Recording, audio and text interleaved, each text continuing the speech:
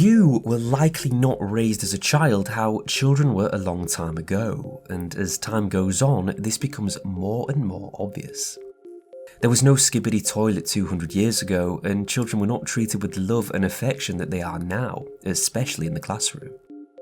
In fact, only until relatively recently, children were thought of as merely small adults, whose primary role it was to absorb information and then simply apply it again in a wide array of instances in their later life.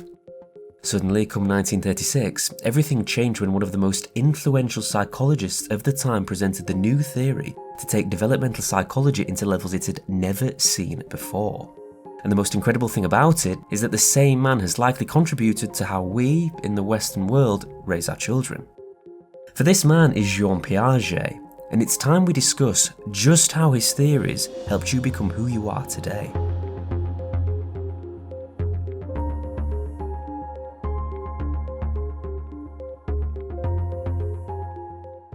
For a crucial bit of background, this is Jean Piaget, one of the most influential psychologists of all time, and he was born all the way back in 1896 in Switzerland.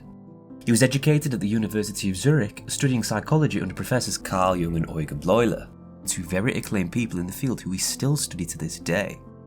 When he was 40 in 1936, he began to develop his theories on how children actually learn, because at the time, having observed them, the theories were just wrong to him. People tended to believe the behavioural approach, in that children were born as blank slates or as a tabula rasa.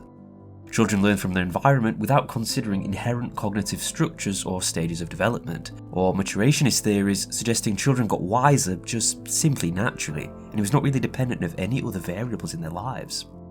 Now, Piaget didn't like this very much at all, instead insisting that children actively constructed their understanding of the world through distinct changes of cognitive development. He emphasised qualitative changes, proposing cognitive development involves changes in thinking, not just learning absolutely loads of random pieces of information, whilst arguing that children are active learners who explore, experiment and discover the world around them. Piaget also posited that every single child will go through the same stages in the same order, but at the age at which they do this may vary. So me and you will have gone through these stages in our childhood, just as our parents and our grandparents. Now, the 4 stages are as follows: the sensory motor stage from birth to 2, in which children learn about the world through basic actions; the pre-operational stage from 2 to 7, in which kids start to think symbolically and use words and pictures to represent objects; the concrete operational stage from 7 to 11, in which sees children begin to think logically and understand the concept of conversation; and the formal operational stage, at the ages 12 and up, which sees adolescents think abstractly and reason about hypotheticals. Now, obviously, as it's some of the most influential psychological works of all time, it was tested rigorously, despite being quite difficult to do so. For example, in the sensory motor stage, you would see children learn about the world through basic actions such as grasping and looking for things, and learning that things continue to exist even if you can't see them, in a phenomenon called object permanence. The behaviourist theories would instead think that the child is learning through conditioning, but as Piaget predicted, when children were shown a toy, the researcher allowed them to play with it, and eventually they'd hide it. And if the child looked for it, they clearly knew it was in existence, which, in the experiment, they all pretty much did.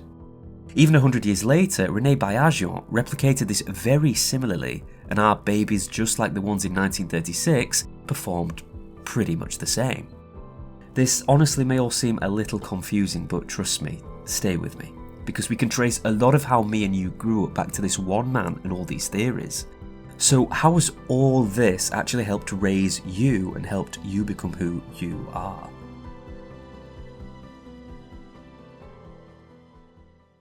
There are many ways in which Piaget's theories helped outline just exactly how you and other children alike are raised, so let's go over a few.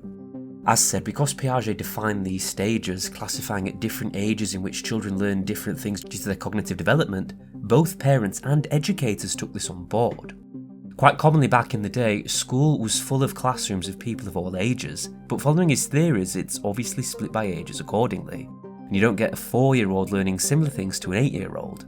You're categorised by grades and year groups in the UK. And even when you are or were at school, hopefully your teacher emphasised active learning. Now, by this, I mean encouraging hands-on activities and regular play. You weren't just sat in front of a teacher all day being mindlessly spoken to about facts. Because according to Piaget, and let's be honest, it's quite obvious no one wants to learn like that. Well, it wasn't obvious before he said it. You will have taken part in practicals in your chemistry classes, and you won't have just been told what will happen, and you can thank Piaget for that. And even then, we can transform what Piaget told us away from behaviour seen at schools back onto the home life of children. A big thing Piaget highlighted was how children see the world differently from adults. When an action happens as a result of an adult doing it, a child perceives it differently. This led to a push on patience, with the idea of parents explicitly treating their children as, well, children. If a parent smashes a glass, it's different if a child smashes it. All this probably sounds really basic, but you've got to remember that 100 years ago, having children was significantly different. Do you remember those stories of your grandparents being in school and they mentioned the shoe or the ruler? Because even this was factored in as well. Children are inherently curious. It's obviously how they learn. It's how me and you learn even now. Back in the day, as said, it would have differed quite a lot, but now questions are often encouraged in homes and in the classroom. In fact, Chouinard, in a really good paper, mentioned how children begin asking lots of questions at around 5 years old, and they don't really stop thinking about the question until they get the answer in line with what Piaget actually said. Eventually it'll form something called scaffolded learning, in which these questions provide support structures that help children build on their existing knowledge and skills. You can also see this in how you're tested at school and how you ask questions. For example, 2 more of his key points were individualised and social learning. Obviously, as children, we did a significant amount of group work and worked independently. It allowed us to collaborate together, learning these crucial skills, whilst also making our own separate progress.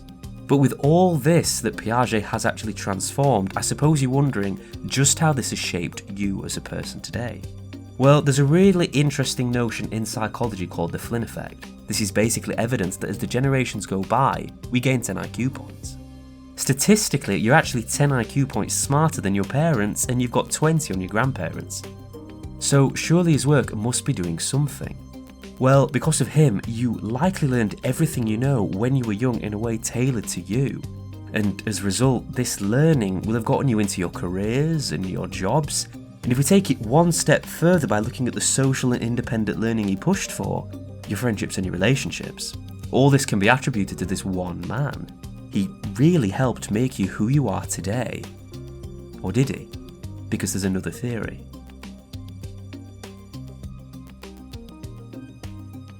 This is Lev Vygotsky, and he's quite often given the title of Piaget's rival in the field of developmental psychology, posing different ideas in actually how you were raised and how you learned.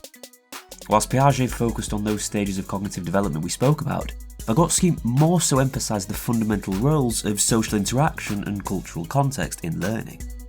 Now, Vygotsky introduced what is called the zone of proximal development, which refers to the range of tasks a child can perform with the help and guidance of others, but not by themselves, and this is where learning occurs most effectively.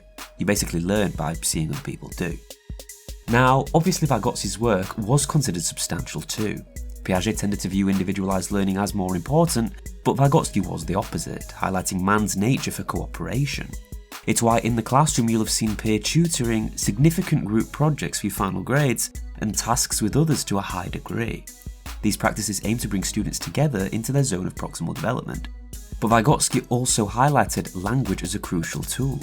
He believes speech is what allows us to develop our thinking processes. There's a reason that silence is no longer enforced as it was many years ago, and why debates and discussions in not just the classroom but in homes have taken off. Vygotsky also emphasised culture shaping learning and development when Piaget never did. Teachers and even your family take this into account, including relevant materials and examples in their courses. So, whilst Piaget laid the groundwork for understanding the stages of development, Vygotsky's theories certainly offered a complementary perspective that highlights the importance of social interaction, language, and culture. Both theories have profoundly shaped our modern educational practices, ultimately making you who you are today. Piaget may have started it, but it would be rude to discount Vygotsky alongside. Regardless, with both of these men to be thankful for. So tell me, what's something as a child you learnt that stuck with you? Let me know in the comments below. And if you don't, well, you'll lose 10 IQ points. Thank you so much for watching. I appreciate every single one of you. Be sure to like and subscribe if you enjoyed. It's free and it really helps me out. See you next time.